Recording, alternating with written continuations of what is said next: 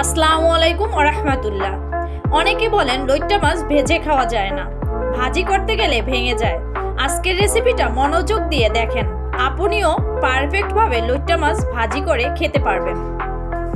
প্রথমে মাছগুলো কেটে ভালো করে ধুয়ে নিন। তারপর লবণ হলুদের গুঁড়া দিয়ে মেখে রাখুন কিছুক্ষণ। রাখার ফলে মাছের পানিটা বের হয়ে যাবে। এরপর ময়দা নিন। ময়দা মাখিয়ে গরম তেলে আস্তে আস্তে মাছগুলো ভেজে নিন। মাছগুলো এক পাশ ভালো করে হয়ে গেলে ধীরে ধীরে উল্টে দিন। দেখুন প্রতিটা মাছ কত সুন্দরভাবে আলাদা আলাদা ভাজা হয়েছে। এভাবে ভাজা লইট্টা মাছ ভাতের সাথে খাওয়া যায়, কিংবা ভুনা সবজি দিয়ে রান্না করা যায়। আজকের ভিডিওটা মনোযোগ দিয়ে দেখুন, আর আপনারাও নিশ্চয়ই পারফেক্টভাবে লইট্টা মাছ ভাজি করে খেতে পারবেন। সবাই ভালো থাকুন, সুস্থ থাকুন। আল্লাহ হাফেজ।